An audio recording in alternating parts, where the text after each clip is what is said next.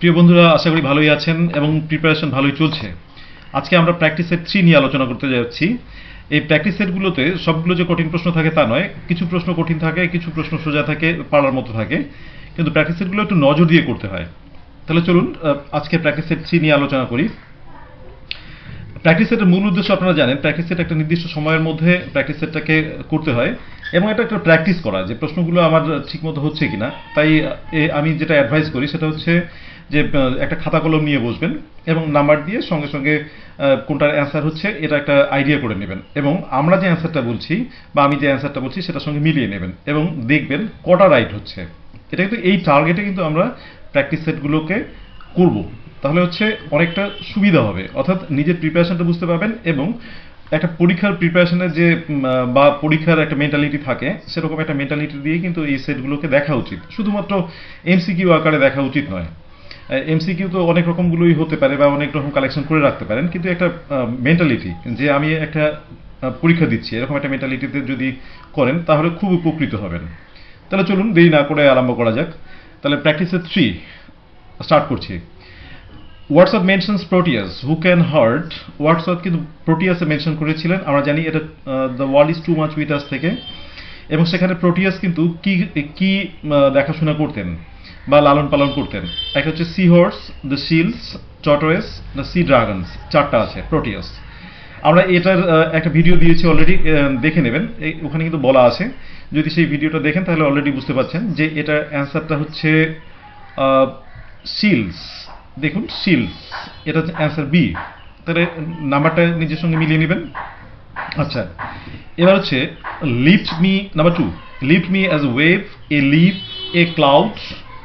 এই লাইনটা দেওয়া আছে, আপনারা জানেন এই লাইনটা হচ্ছে, একবার খেয়াল করুন, লাইনটা হচ্ছে ode to the west wind থেকে, এবং এই লাইনটাতে বলা আছে প্রশ্নটা this is an example of. এইটা কিসের example? Number 1 metaphor, number B epigram, number C chiasmus, number D asyndeton. এখানে কোনটা হবে? তাহলে এখানে কিন্তু বলছে যে এই চারটার মধ্যে কোনটা হবে। তাহলে এখানে আমাদের আপনার আইডিয়ার একটা করে নিন এবং সেটা লিখে নিন, মিলিয়ে নিন। এটা কিন্তু হচ্ছে অ্যাসিনডেটন হবে। এটা অ্যাসিনডেটন, এখানে কমা কমা করে ব্যবহার করা আছে। এটা is an example of asyndeton. আবার নাম্বার 3-তে আসছি। নাম্বার 3-তে দেখুন, the eyes of the speaker's beloved in the last night together were. স্পিকারের বিলাভেড, লাস্টে টুগেদারের যে ছিলেন, লাস্টে টুগেদারে স্পিকারের বিলাভেডের চোখটা কিরকম ছিল? ডিপ ডার্ক, না ডিপ গ্রে, না সফট ব্লু, না শ্যাডোই ব্লু। এখানে কিন্তু চারটা অপশন দেখুন, একদম ক্লোজ চারটা অপশন। যদি সেটাতে টেক্সটটাতে যদি ভালো করে নজর না দেন তাহলে কিন্তু এগুলো এড়িয়ে যাওয়ার সম্ভাবনাটা খুব বেশি থাকে। তাই টেক্সটটাকে ভালো করে নেবেন। আমি কিন্তু সবসময় বলি, যতই আপনারা এমসিকিউগুলো প্র্যাকটিস করেন না কেন, এমসিকিউগুলো জাস্ট একটা প্রিপারেশনের মাত্রাটা কেমন হচ্ছে, অর্থাৎ প্রিপারেশনটা কোন লেভেলে পৌঁছেছেন সেটা টেস্ট করার জন্য। কিন্তু আলটিমেটলি টেক্সটটাকে কিন্তু খুঁটিয়ে খুঁটিয়ে দেখতে হবে, যার জন্য কিন্তু আমি টেক্সটের ভিডিওগুলোকে একদম একদম প্রত্যেকটা লাইন, প্রত্যেকটা ওয়ার্ড খুঁটিয়ে খুঁটিয়ে দেওয়ার চেষ্টা করি। জাগে সেটা আপনারা নিশ্চয়ই দেখেছেন ভিডিওগুলো এবং জানেন। আচ্ছা, তাহলে এখানে 3 নাম্বারটা অ্যান্সার কোনটা হবে? এখানে 3 নাম্বারটা কিন্তু অ্যান্সার পাচ্ছি আমরা হচ্ছে ডিপ ডার্ক বলা আছে, কিন্তু ওখানে আইস হচ্ছে ডিপ ডার্ক।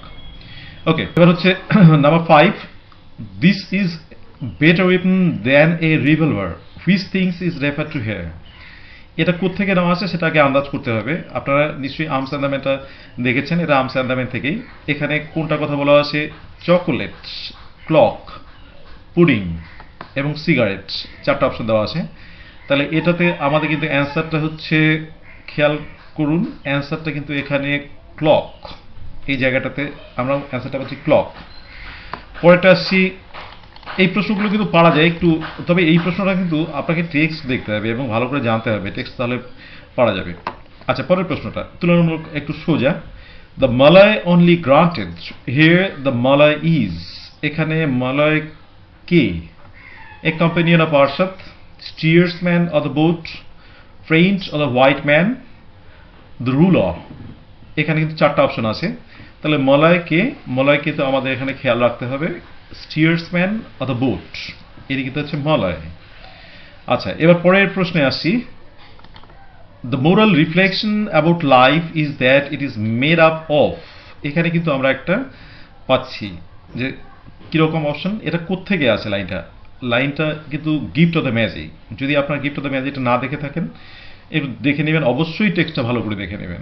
যে কোনো প্রশ্ন কিন্তু যে কোনো লাইন দিয়ে হতে পারে, তাই টেক্সটের উপরে কোনো রকম এমসিকিউ শুধু দেখলে কিন্তু হবে না, টেক্সট কিন্তু ভালো করে দেখতেই হবে, একদম খুঁটিয়ে খুঁটিয়ে প্রত্যেকটা ওয়ার্ড ভিত্তিতে। ওকে, যাকে তাহলে এখানে চারটা option, soft smiles and weeping, soft sniffles and smiles, joys sniffles and smiles, joys preaching and smiles. তাহলে এটা কোনটা হবে উত্তর? এটা উত্তরটা হচ্ছে কিন্তু সফট স্নিপলস অ্যান্ড স্মাইলস, এই যে অ্যান্সারটা, তার মানে B, number 7 B answer.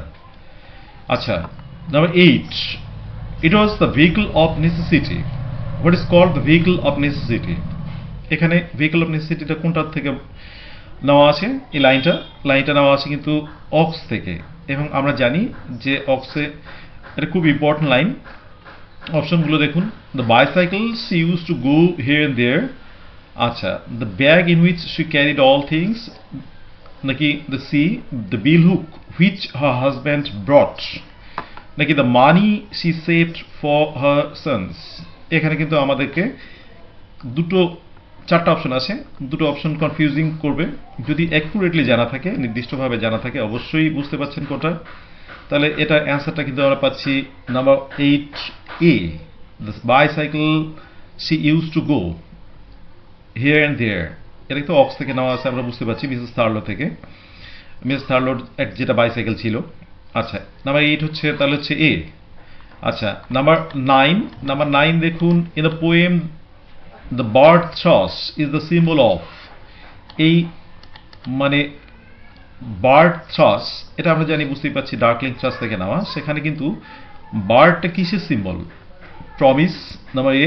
Number B despair, number C liability, number D hope.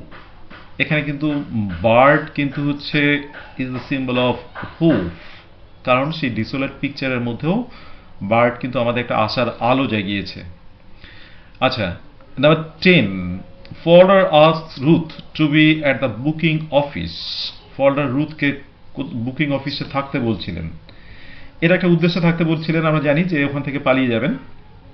সেটা টাইমটা কখন? টাইমটা কিন্তু খুব ক্লোজ টাইমগুলো দেখুন, টাইমটা হচ্ছে at 11:35 PM, at 11:30 PM, at 11:45 PM, at 11:40 PM। তাহলে এই চারটার অপশনের মধ্যে কোনটা হবে? তাহলে কিন্তু আমাদের খেয়াল রাখতে হচ্ছে, এটা কিন্তু আন্দাজ করে নিন, মিলিয়ে নিন। আমি বলছি এটা এবার টেক্সটও আছে, এটা হচ্ছে নাম্বার সি, 11:45 PM। আচ্ছা, এবার আসি পরের প্রশ্নটাতে, মানে গ্রামার সেকশনটাতে আসি। আমরা প্রথমে, আপনারা অনেকেই বলছেন যে একটু প্রশ্নগুলো বাড়াতে, কিন্তু আমরা প্রথমে কিন্তু একটু কম প্রশ্ন দিয়ে টাইমটাকে একটু মেনটেন করে দেবো, এবং পরবর্তীতে আস্তে আস্তে কিন্তু প্রশ্নের সংখ্যা বাড়াবো। আচ্ছা, আসি এবার পরের প্রশ্নটাতে। How did the boy come here? The man said to his servant, turn into indirect speech. Narration কিন্তু থাকবেও, এবং মোর দ্যান ওয়ান থাকবে 90টা প্রশ্ন হলে। তাহলে এটা কি, কোনটা হবে? এটা হচ্ছে the man asked his servant about the boys coming, the man asked his servant how did the boy came here, number C, the man asked his servant how did the boy had come here, the man asked his servant how the boy had came here. এখানে কোন অপশনটা হবে? তাহলে দেখুন, এখানে কিন্তু সবগুলো প্রায় একই রকম, এবং চোখ এড়িয়ে যাওয়ার মতো কিছু ভুল, হয়তো প্রথম নজরে পরীক্ষা সিচুয়েশনে হয়তো এরকম ভুলগুলো হয়েই যায় অনেক সময়, এবং বাড়িতে এসে তার জন্য কিন্তু একটু পস্তাতে হয়। তার জন্য কিন্তু এই জায়গাগুলোতে একটু সতর্ক থেকে দিতে হবে, এবং চারটা অপশনই ভালো করে পড়তে হবে। আচ্ছা, আসি, এটার অ্যান্সার কিন্তু হচ্ছে C, the man asked his servant how the boy had come here. এই যে হ্যাড কাম হবে কিন্তু, নট হ্যাড কেম, এখানে কিন্তু হ্যাড কেম হবে না। ওকে, নাম্বার 12 আসি, choose the correct synonym of the word flounder. Flounder কিন্তু সিনোনিমটাকে বলছে। তাহলে এখানে চারটা অপশন আছে, stumble, fluctuate, founder and glide. এখানে চারটা অপশন আছে, তার মধ্যে কোন অপশনটি রাইট? এখানে কিন্তু এই শব্দগুলো আমাদের কিন্তু ঝামেলা করবে, সুতরাং এই শব্দগুলো কিন্তু প্র্যাকটিস করতে হবে, এবং যেখানে পারেন প্র্যাকটিস করবেন। আচ্ছা, এটা হচ্ছে ফ্লাউন্ডার। ফ্লাউন্ডারে কিন্তু হচ্ছে, এখানে আমরা অ্যান্সার পাচ্ছি হচ্ছে স্টাম্বল, হোঁচট খাওয়া, সেটা কিন্তু ফ্লাউন্ডার।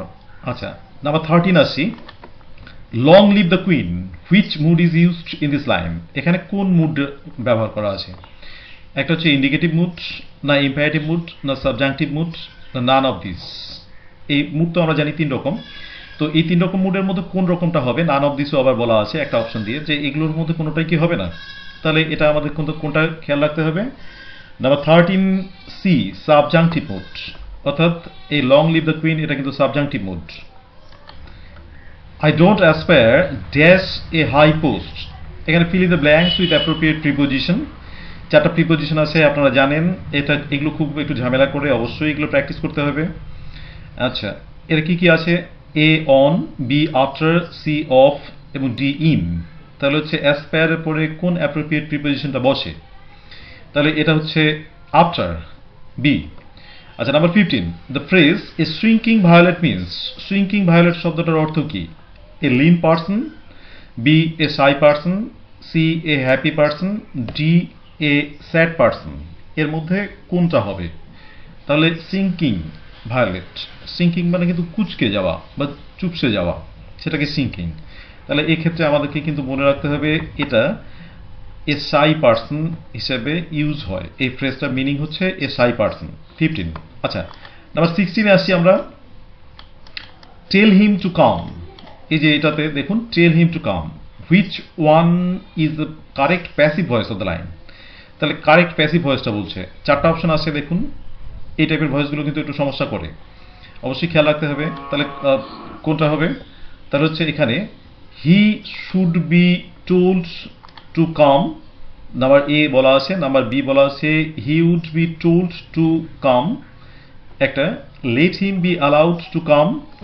আচ্ছা, he will be allowed to come. তাহলে এখানে কোনটা হবে? এই 4টার মধ্যে কোনটা হবে?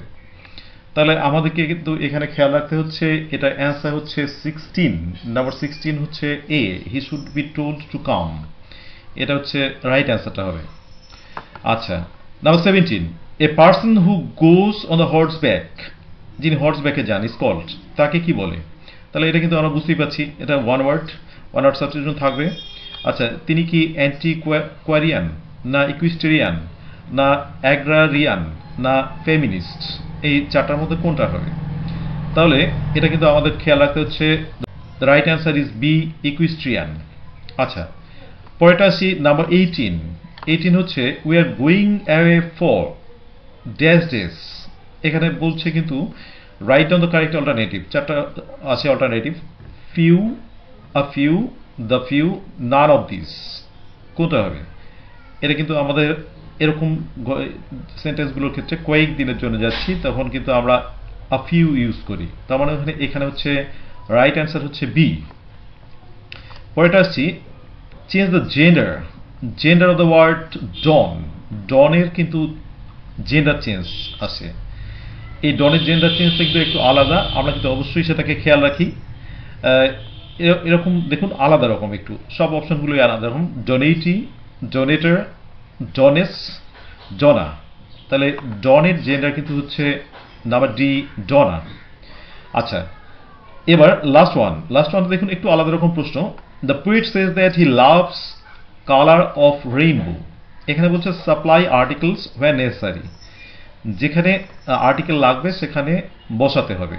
বা কি কি আর্টিকেল লাগবে? 4টা অপশন দেওয়া আছে, দ্য, আচ্ছা a, the a, none of the above. এই 4টা অপশন কিন্তু দেওয়া আছে। তাহলে এই 4টা অপশনের মধ্যে কোনটা অপশন হবে? আচ্ছা, তাহলে হচ্ছে আমাদের অপশনটাকে খেয়াল রাখুন। অপশনটা হচ্ছে দা। তাহলে এখানে কি দা বুঝতে পারে বা কোথায় বুঝতে পারে? তাহলে এখানে অ্যাকুরেট হতো সেন্টেন্সটা। তাহলে এটা এরকমও থাকতে পারে। অর্থাৎ আমাদের গ্রামার কিন্তু অনেকটা বেশি প্র্যাকটিস করতে হবে এবং খেয়াল রেখে প্র্যাকটিস করতে হবে। গ্রামারের উপরেই কিন্তু আসলে ডিফারেন্সটা তৈরি হয়ে যাবে। গ্রামারের ডেপথ যার বেশি থাকবে সে কিন্তু পরীক্ষাতে অনেকটাই ভালো স্কোর করতে পারবে। তাই গ্রামারগুলো অবশ্যই নজর দিবেন এবং আমরা প্রশ্নের সংখ্যা বাড়াবো। তবে আপনার প্রিপারেশনের প্রথম লেভেলে যারা আছেন তাদের জন্য আপাতত ভিডিওগুলো করা হচ্ছে, সুতরাং এই ভিডিওগুলোতে একটু কম সংখ্যায় আমি প্রশ্ন দিচ্ছি। প্রশ্নের সংখ্যা অবশ্যই বাড়াবো এবং আপনারা যেভাবে কমেন্টে জানাচ্ছেন আমি সেভাবে কিছুটা আপনাদের ডিমান্ড অনুযায়ী ভিডিও করার চেষ্টা করছি। সবাইকে ধন্যবাদ। Thank you for watching the video. Please subscribe the channel and stay tuned.